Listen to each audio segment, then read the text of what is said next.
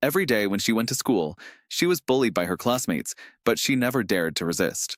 Classmates threw garbage at her, and some even threw shoes on her head.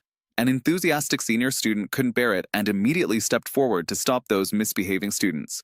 After the morning meeting, he hurriedly asked the girl if she needed help.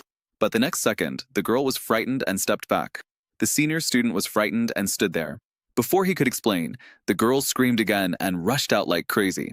The classmates watched everything silently, as if they were used to the girl's reaction. Soon, everything that happened in the morning meeting was spread all over the campus. The kind senior Kiyosumi was given a vulgar nickname because he helped a girl enthusiastically. The classmates told Kiyosumi that the girl's name was Hari Kuramoto and she seemed to be mentally ill. Anyone who has anything to do with her will not have a good ending. The whole grade of students hate her very much. Although the classmates said it very vaguely, Kiyosumi was sure that this was a school bullying against Hari. He had a strong sense of justice since he was a child and often helped others to fight for justice. So, without thinking too much, he immediately came to the door of Hari's classroom. But the scene in front of him made Kiyosumi's silent anger burst out instantly. Everyone in the class was bullying Hari, deliberately kicking over her desk, and constantly verbally insulting her. Hari was like a doll forced into a corner, full of scars. Kiyosumi, who was standing outside the door, immediately shouted loudly. However, when the male classmates in the class saw him coming, they did not restrain themselves because he was a senior, but mocked and ridiculed him more wantonly. "Do you think you're a hero of justice?" The angry Kiyosumi said that it was unforgivable and evil must be punished. Kiyosumi ignored his friend's advice and stood up again. In front of everyone, he helped Hari pick up the table and chair that was kicked over. He simply thought that doing so would stop the school bullying. He still underestimated the evil and distortion of human nature. When he went home from school, he saw a group of girls throwing shoes everywhere. Kiyosumi picked up the shoes on the ground and saw that they were Hari's. What's more, the bullies also painted the name on her shoe cabinet. Kiyosumi saw all this and kept it in mind. When school was over the next day, Hari's shoes were still scattered all over the floor. He picked up the shoes and put them in the shoe cabinet, and also took out the name sticker with Hari's name on it and covered the original position. Hopefully, this would cover up her shameful past. Days passed by, and Kiyosumi had been silently helping Hari pick up shoes for a long time. Day after day, until several female classmates brought another piece of news. When they were leaving school, they were stopped by several freshmen who did not allow them to go to the bathroom, as if they were scolding a classmate inside. Hearing this, Kiyosumi immediately guessed that the classmate being scolded was probably Hari. Kiyosumi ran all the way to the school and went straight to the female bathroom to verify whether her guess was true. Sure enough, here, she found Hari sitting in the corner, shivering. Kiyosumi hurriedly asked Hari to hand over the key, but Hari just stared at him blankly without saying anything. Perhaps even she herself was surprised that someone would appear here at this time. Kiyosumi asked Hari, "It's cold, isn't it?" "It's freezing. Don't you want to go home?" Hari hesitated and apologized. Kiyosumi then learned that she didn't yell at Kiyosumi on purpose that day, but mistakenly thought Kiyosumi was also one of the bullies. So the fragile and sensitive Hari would use screaming to protect herself. After many days of misunderstanding, it was finally solved on this cold night. Kiyosumi finally understood that Hari's eyes at the morning meeting were not hatred, but the strength of trying hard to hold back tears. Hari talked about the name tag on the shoe cabinet again. In fact, she knew everything Kiyosumi had done for her silently these days. It's just that Hari didn't know how to express her gratitude to Kiyosumi. Kiyosumi finally let go of the stone hanging in her heart. But the most urgent task at the moment is to rescue Hari from the cubicle. Kiyosumi then learned that Hari had actually stayed here for a night. She was splashed with water by her bad classmates and shivered with cold. In order not to worry her grandmother and father, Hari actually planned to wait for her clothes to dry naturally before leaving here. This well-behaved and sensible made me feel touched and distressed today. It is late autumn now, and the temperature at night has dropped below 0 degrees. How could the clothes be dried? Kiyosumi insisted on asking Hari to hand over the key to her. Looking at Kiyosumi's sincere eyes and warm smile, Hari tasted the taste of being redeemed for the first time. She was like a fish about to suffocate, struggling on the line of death, until she met Kiyosumi, who was willing to extend the hand of salvation to her. Even though her body was frozen, she struggled desperately to raise the key high and handed it to Kiyosumi. After getting the key, Kiyosumi ignored her aching arm and hurriedly used the key to open the locked door. Kiyosumi took off her wet clothes and put her coat with her body temperature on Hari. Even her only trousers were used as a scarf to wrap Hari tightly. However, what Kiyosumi didn't expect was that Hari was still speaking well of those bullies at this time. She felt that those people were not so bad because the water they poured on her was clean and the last bucket of water was still hot. Although the hot water quickly cooled down, Hari still believed that those classmates who had been unfriendly to her were actually kind. But Kiyosumi didn't agree with his so-called kindness. He was only wearing a thin shirt and kept running in the bitterly cold night. On the other hand, Hari followed behind him like a clumsy penguin. The shadows of the two people kept lengthening and shortening, just like their relationship at this time, from glaring at each other at the beginning to smiling at each other now. Hari was very curious. On campus, she was the one that others were afraid to avoid. Why did Kiyosumi spare no effort to help her, and again, even if he was misunderstood by others, he still didn't stop?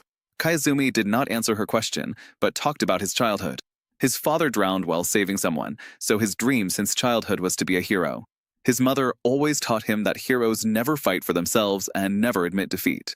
And Kiyosumi's dream is to become a hero like his father. This dream has become the only bond between him and his father. Because his father died on the day he was born, he has never seen his father. He only knows that every time his mother mentions his father, her face will blush like a girl. He often imagines himself as a hero who can transform, thinking that only by doing so can he save others. Hearing this, Hari stopped talking because she had never met someone as kind as Kiyosumi. The two trotted all the way to the laundry. When the old woman in the laundry heard about Hari's bullying, she was shocked and angry. While she angrily scolded the bully for being too much, she took the wet uniform from Kiyosumi's hand and prepared to dry it. When Hari came out of the drying room, the kind-hearted old woman gave her 2 boxes of red bean rice cake soup. The waiting time for drying was particularly long, so they decided to go to Kiyosumi's house to sit and kill time. After the red bean soup was opened, Kiyosumi quickly poured hot water into it and asked Hari to count for 1 minute. Unexpectedly, Hari stared at the second hand on the wall until the countdown ended. Hari quickly picked up the soup and prepared to eat it. At this time, Hari was surprised to find that there were 2 rice cakes in her red bean soup. Hari would not know that the extra rice cakes in the bowl were actually put in by Kiyosumi secretly. Seeing Hari eating so happily, Kiyosumi suddenly felt that everything she did tonight was meaningful. He even felt that the freak in the eyes of others had some cute charm. He hoped that Hari could show her forehead in the future, no longer hunt her back, but hold her head high and speak loudly like now. He did not hesitate to praise Hari. "You have a good personality and are very interesting." Hari was still very curious why Kiyosumi could be so patient with her. But Kiyosumi asked her back, "Does a hero need a reason to become a hero?" Hari was stunned for a moment and didn't know how to answer. Kiyosumi told Hari that she must never tell anyone that he is a hero in the future. Hari nodded and agreed. Kiyosumi's courage and confidence deeply infected the inferior and fragile Hari. At this moment, she wanted to be an extremely hard diamond, not Hari who would break at the touch. She wanted to be as strong as Kiyosumi, but not to defeat those who had bullied her, but to defeat the UFOs in the sky. At this moment, Kiyosumi couldn't understand what the UFO she was talking about was. Just treat it as Hari's brain is indeed a little bit wrong, and she is talking nonsense on a whim. An hour passed quickly, and Hari got her clothes back. Just as the two of them parted, Kiyosumi still didn't forget to teach her how to fight back against those bullies. He raised his finger to the sky and kept reciting the second-year lines in the anime. He knew very well that he must be very embarrassed at this moment. But when he saw Hari laughing heartily, what was the embarrassment at this moment? A happy night passed. The next morning, Kiyosumi, who was just about to go out, met the old lady in the laundry that night. The old lady came specially to deliver the cakes she had carefully prepared and asked Kiyosumi to pass them to Hari. It is not difficult to see that the old lady really felt sorry for Hari's experience. After the greetings, Kiyosumi sat on the busy bridge with cakes in his arms. He looked very nervous because it was the first time he waited for a girl in public. He looked up inadvertently and found that Hari had stood in front of him without a sound, which really scared him. But after the shock, he found that the Hari he met today was very different from before. She didn't cover her forehead with heavy bangs, and she didn't have the lifeless feeling before. Hari was like a bright sun that had just risen, with infinite vitality. Kiyosumi also praised Hari's change with his simplest and plainest words. He gave the old woman's cakes to Hari, and Hari's eyes were full of surprise because no one had ever given her food. Kiyosumi also told Hari that he would wait for her here to go to school together in the future. Hari was flattered by this answer. She had never experienced this feeling of being valued before. The two walked together, discussing a variety of topics along the way. It can be seen that Hari was really happy today. At this time, Ozaki, a female classmate of Hari, passed by them, and she also saw the change in Hari. Then she took out a glasses case from her bag. It turned out that Kiyosumi was not the only one who knew that Hari was locked in the toilet that day. But when Ozaki rushed to the female toilet, she only found the glasses that Hari had left on the ground. Today, they can finally return them to their original owner. Ozaki also felt sorry for Huri's experience, but Huri's previous appearance made him dare not approach easily. But the justice of two people alone cannot stop those bad classmates from doing evil. Kiyosumi, who was eating lunch, saw Hari being bullied by other classmates again. But this time Ozaki stepped forward in time and protected Hari behind him. As expected, these people also bullied Ozaki. However, what everyone didn't expect was that Hari suddenly stood in front of her, doing the transformation action that Kiyosumi had taught her. Hari immediately said that she could be bullied, but not her friends. Seeing this, the bully picked up a box and threw it at Hari. Kiyosumi blocked the box and prevented Hari from getting hurt. The teacher who heard the news came late. It seems that the issue of school bullying needs to be communicated with parents. But Hari didn't want her father to know about this, and the reason she gave was really intriguing. Because Hari had never been hurt, those who bullied her didn't actually make her bleed. Hari always adheres to the principle of keeping things peaceful. Looking at Hari, who was extremely kind and even a little cowardly, Kiyosumi didn't know what to say for a while to continue to persuade her. Only the desire to protect Hari that was rising rapidly in his heart made him wait at that intersection every day and go to and from school with Hari. The relationship between the two people became closer and closer, and the bangs on Hari's forehead, like the haze that shrouded her heart, slowly dissipated. Until this day, Kiyosumi suddenly found the bruise on Hari's wrist. Was she bullied again? He immediately came to the class to do an experiment with his friends. Although the wrist was a little red and swollen, it was still very different from the bruise on Hari's wrist. The next day, Kiyosumi used a candy to trick Hari into stretching out her hand as usual. This time, he finally confirmed the shape of the injury on Hari's wrist. He made a bold guess that since Hari kept saying that she had not suffered any substantial harm, that means that Hari should have concealed something other than school bullying. Kiyosumi directly took Hari, who was about to take the exam, home and lied that he would give Hari his old review materials. He wanted to find out the truth that Hari was hiding. Just when he went upstairs to get the information, Kiyosumi's mother just came back from get off work. Seeing Hari's arrival, she mistakenly thought Hari was Kiyosumi's girlfriend and enthusiastically looked through Kiyosumi's childhood photos with Hari. When it was time for dinner, he suggested that Hari stay for dinner. However, Hari, realizing that it was getting late, suddenly got up in a panic and prepared to leave. Because if she didn't go home before 7 o'clock, her father would definitely blame her. Seeing that she had something to hide, Kiyosumi's mother decided to drive her home herself.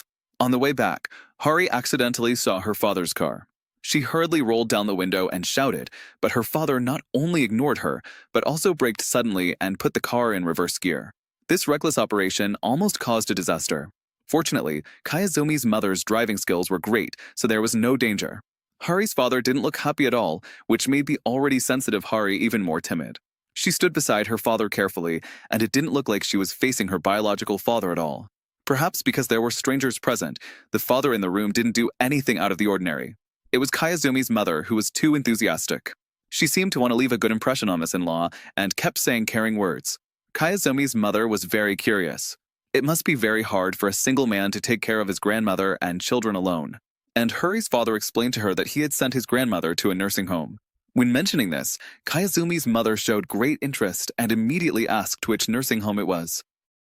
Hari's father had to answer that it was a municipal nursing home. Kiyosumi's mother immediately said that she worked in the municipal nursing home, and if she needed help taking care of Hari's grandmother, she could contact her at any time. Hari's father's face suddenly changed, while Hari on the other side was still urging his father to leave as soon as possible, as if he was covering up something shameful. The next day, Kiyosumi waited for Hari to go to school together as usual, but he didn't see Hari until he was late for school. He came to the gate of the first grade, but was told that Hari didn't come to school today. Did something happen to Hari? The old woman in the laundry shop, who was still thinking about Hari, asked Kiyosumi to pass on a cake. But Hari still didn't show up. In desperation, Kiyosumi could only put the cake in Hari's shoe cabinet temporarily. He came to the gate of the first grade as usual, but he didn't expect Hari to come to school. However, today she returned to her lifeless appearance. She covered her face with thick bangs and tried to shrink in the corner of the class to reduce her presence. She was even more unmoved when she heard Kiyosumi coming to find her, and she remained there in a daze until school was over. Kiyosumi unexpectedly saw that Hari was putting the cake back into her cabinet. He was about to say something, but Hari actually threw the cake on the ground and turned around and ran away. Her abnormality made Kiyosumi very confused. In order to find out what happened to Hari, he chased after her without saying a word. However, Hari's attitude towards them took a sharp turn for the worse at this time. Ozaki reached out to grab Hari, but Hari suddenly made a harsh sound, and she panicked and let go in a hurry. Looking at Hari's collapse and running back, Kayazumi felt an indescribable sadness in her heart. I thought I could enter her inner world, but in the end, all my efforts were in vain. Kayazumi, who did not give up, found Hari's home all the way. From the outside, her home looked as lifeless as she was. Kayazumi called Hari's name over and over again, but no one answered. He always had a feeling that Hari seemed to be asking for help from him, and that kind of anxiety and uneasiness had been ravaging his heart. It was already evening when he returned home. Kayazumi got up and opened the window to get some fresh air, but found that Hari appeared downstairs like a ghost. Kayazumi hurriedly called her over, but Hari hesitated again and again, and asked Kayazumi to swear not to turn on the lights, otherwise he would not go over. Kayazumi, who was extremely anxious, quickly agreed, even though these requests were very strange. Hari told Kayazumi that danger was approaching, and he had to take his family away quickly, and the farther the better, because the UFO was about to start attacking. Kayazumi was confused by her words, but he still guessed some of it. Kayazumi concluded that the UFO that Hari had been talking about was her father, and that the person she had been trying to defeat was also her father.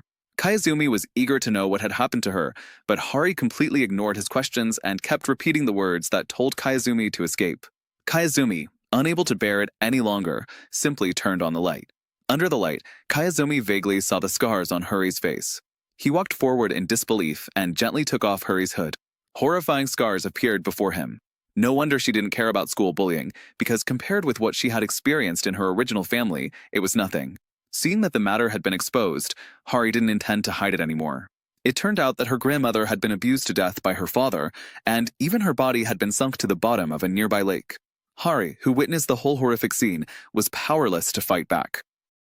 The sinister father even pretended to drown to lure Hari to save him. But when Hari pulled his father up, his father said that Hari was also an accomplice.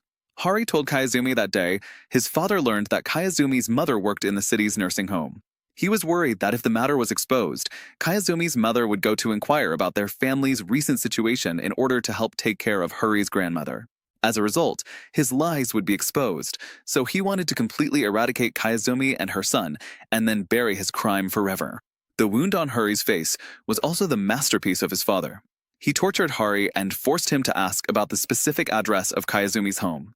Hari endured the pain and gave a false address, but it was only a matter of time for his father to find this place. But compared with the things Hari confessed, Kayazumi was more concerned about her. If he really left, what kind of inhuman treatment would Hari suffer? This time, Kayazumi decided to stand up bravely and support Hari. He planned to keep Hari by his side to prevent her from being abused by her father again. Kayazumi borrowed an inflatable boat from his friend, intending to find the body of Hari's grandmother in the lake and hand it over to the police to bring her father to justice. He rode his bicycle hard, rushing towards the lake, with Hari, who was covered in bruises, on his back. It should have been a romantic youth drama, but it became a sad song to save hope. With Kayazumi by her side, Hari temporarily forgot the pain.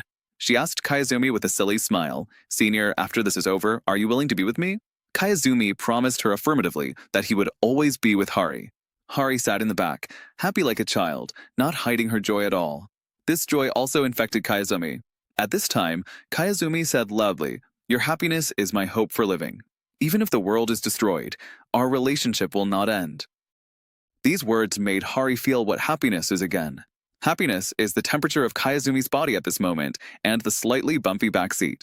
Happiness is the aroma of the cakes that have not been eaten and the confidence that Hari knows Kayazumi will always be by her side. Kayazumi rode the inflatable boat while looking for the suitcase in Hari's mouth. Only if they find the box containing the grandmother's body, they will have evidence to send the murderer to prison. Soon, a red suitcase appeared in front of them. But when they opened the suitcase, they found that it was empty. Hari stared at the suitcase in a daze, full of disbelief, because the box containing the grandmother was blue, and the red box in front of her was her mother's. She always thought that her mother ran away from home and abandoned them. But when Hari found her mother's earrings in the box, she realized that her mother did not run away from home, but was murdered. Her mother was also killed by her father, and her body was thrown into the lake.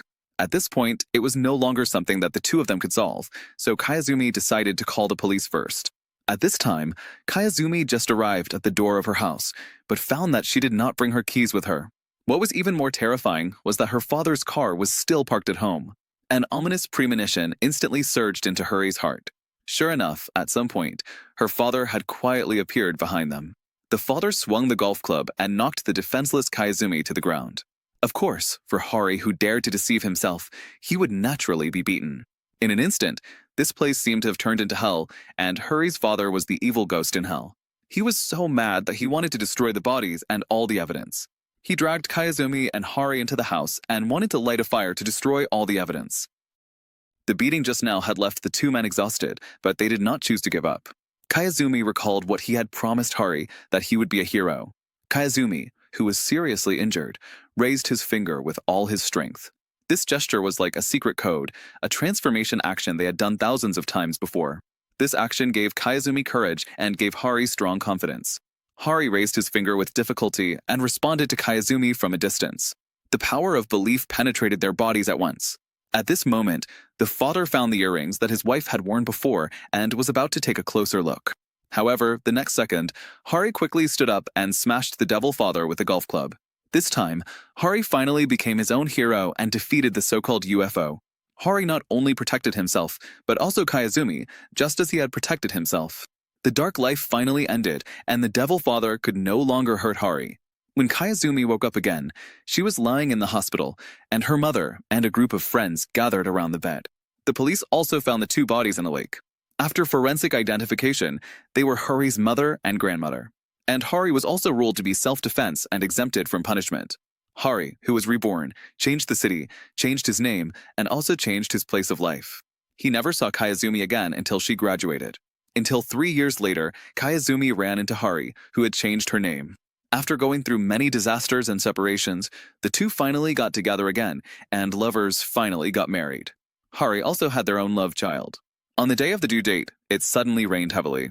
Kiyosumi, who knew that Hari was in labor, was driving on the way. Suddenly saw a car fall into the water. He jumped in to save people without thinking, but as he lifted one survivor after another. But because of exhaustion, he slept in the water forever. Kiyosumi died on the way to become a hero. Died on the way to see Hari and the child he had never seen. On the other hand, Hari, who gave birth in the hospital, also gave birth to a boy. But he had lost his father on the day he was born. His father drowned while saving people, so his dream since childhood was to be a hero. Every time he transformed, Hari seemed to see the shadow of Kiyosumi. Looking at his clumsy son, Hari couldn't help laughing, and her face seemed to have a girlish blush. Maybe he thought his son's transformation was too funny. There are ties and fetters about courage, love and sincerity, redemption and being redeemed. The boy stood up again and again to oppose school bullying and domestic violence by his father. Even though the world is full of malice, there are still kind-hearted old ladies who convey warmth with a bowl of red bean soup. If possible, I hope you can also be a hero for others.